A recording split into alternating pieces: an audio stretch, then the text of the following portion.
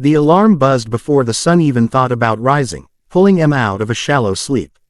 Her small apartment was quiet except for the soft breathing of her two children, curled together under a thin blanket in the next room. She sat on the edge of her bed for a moment, rubbing her tired eyes, her body already aching from the weight of yesterday. 3 jobs meant 3 shifts, 3 uniforms, 3 versions of herself she had to put on each day. She was a waitress at the diner in the mornings, a cashier at the grocery store in the afternoons, and a janitor at an office building overnight. Every hour of her life was accounted for, every ounce of energy already spoken for before she even had a chance to use it for herself. The apartment smelled faintly of last night's spaghetti, the cheapest meal she could stretch into tomorrow's lunch. Emma stood, her socks worn thin, and tiptoed into the kitchen. She poured herself a cup of coffee, instant, watered down, but hot enough to wake her, and leaned against the counter.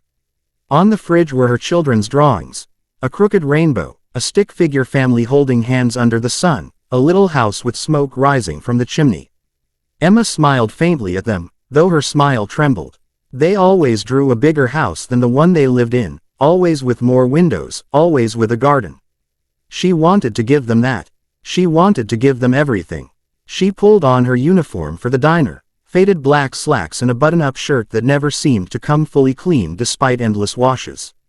The name tag, chipped on the edges, still read Emma in fading red letters. She looked at herself in the mirror before leaving. The woman staring back was only 32 but looked 10 years older. Dark circles shadowed her eyes, and her skin had grown pale from long nights under fluorescent lights.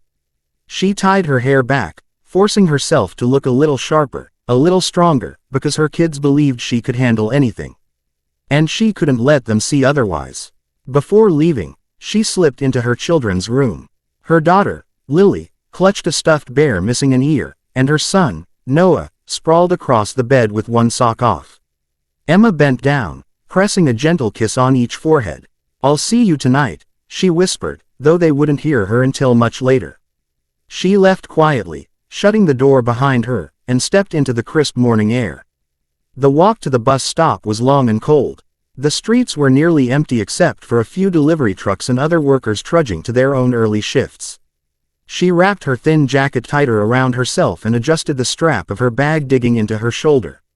The city still slept, its windows dark, but Emma's day had already begun. By the time she reached the diner, the horizon was turning pink. The smell of frying bacon and brewing coffee greeted her as she tied her apron and tucked her notepad into her pocket. The morning rush wasn't far behind. Truckers, office workers, and sleepy-eyed students would soon fill the booths, each one hungry, each one impatient, and it was her job to keep up. "Morning, Emma," called Janice, the cook, flipping pancakes on the griddle. Emma forced a smile and greeted her back. She was good at that, smiling when she felt like collapsing, nodding politely when her chest ached with worry. She carried coffee pots from table to table, balancing trays with practiced hands. Her feet moved quickly, almost mechanically, as though her body had memorized the motions while her mind drifted elsewhere. But her mind never drifted too far.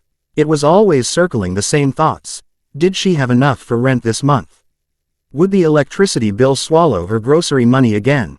How? Long before the kids noticed the worry she tried to hide, she thought of Lily's school field trip permission slip lying unsigned on the counter because the $10 fee was a luxury she didn't have. She thought of Noah asking why other kids had new sneakers while his had holes in the soles. Emma had laughed it off, promised she'd fix them, but each memory cut her deeper than any exhaustion ever could. The customers came and went. Some were kind, leaving a smile or a joke along with their tip. Others were impatient, snapping fingers for refills or complaining about toast being too brown. Emma swallowed it all with grace, her face never revealing the storm inside. Every dollar she earned was already divided in her mind, every tip a small brick in the wall she was building against the collapse of her life. Hours passed, her legs burned, her back ached, but she kept moving. She had no choice. The idea of stopping, of sitting down, felt dangerous, like admitting defeat. So she wiped tables, filled mugs, scribbled orders, and told herself she could make it just a little longer. By the time the morning rush ended, Emma leaned against the counter for a moment, her hands trembling slightly. She glanced at the clock. In just a few hours, she'd be at her second job, ringing up groceries for strangers who would never know she couldn't afford many of the items she scanned. Later that night, when her kids were already asleep, she'd push a mop across a quiet office floor until the sky darkened again. And then the cycle would begin once more. Still, when Emma finally unpinned her name tag and untied her apron, she let herself smile faintly. Because no matter how heavy the days felt, she knew who she was doing it for. Lily and Noah were waiting at home. They were her reason, her anchor, her hope. And though her strength wavered, though her body cried for rest, her love for them was the fire that kept her moving forward. She had no idea that life was about to change, that kindness, unexpected and powerful, would soon find her. For now, all she knew was that she had to keep fighting. The diner was quiet that evening, the kind of quiet that came after a long rush and left the place feeling almost hollow. Rain tapped softly against the windows, streaking the glass with glistening trails. Emma sat at a booth near the counter, her shoulders slumped, her apron damp with the remnants of the day. She pulled out her tip jar, a small collection of crumpled bills and coins. Her fingers trembled as she counted. $10, $20, $34. Not nearly enough. Her chest tightened as she thought about the rent due in a week, the shoes Noah had outgrown, the field trip Lily begged her not to forget. She rubbed her forehead, trying to push back the tears that stung her eyes. She couldn't break down, not here. She had to get up, head to her second job at the grocery store, and then drag herself through the night shift. That was her rhythm. Work, push, survive, repeat. Yet tonight, something in her felt especially heavy, like her strength was slipping through her fingers faster than she could hold onto it. As she sat there, lost in her own storm, a man approached. He had been one of her customers, seated quietly in the corner for most of the evening. Emma remembered his gentle smile when she served him coffee, how he thanked her even though she was too rushed to stop and chat. Now, he stood before her, holding an envelope. "You work hard," he said softly, placing it on the table.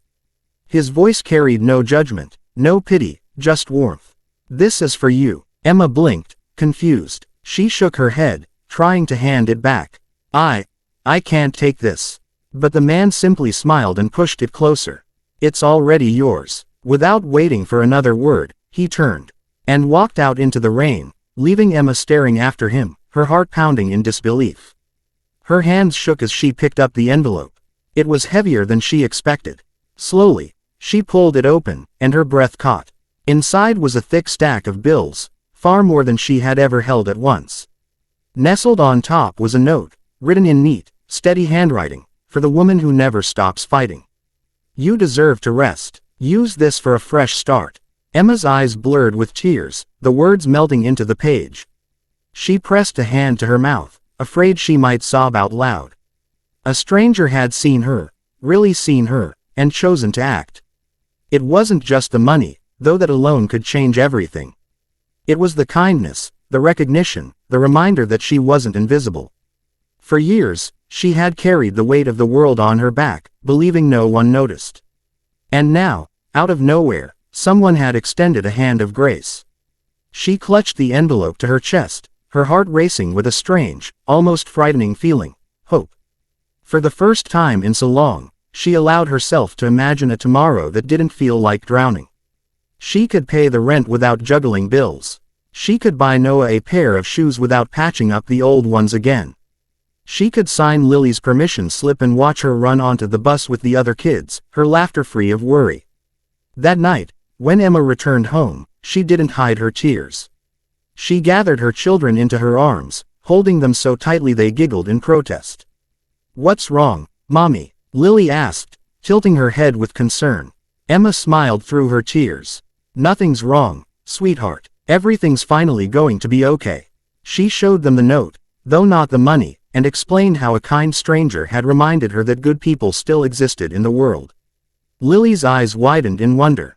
Noah grinned, declaring, "See, Mom. I told you superheroes are real." Over the next few days, Emma made decisions she never thought possible.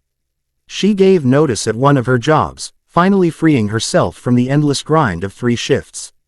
With the extra time, she began to rest, really rest. She made breakfast with her kids in the morning instead of rushing out the door with a piece of toast. She walked them to the park on a Sunday afternoon, something she hadn't done in years.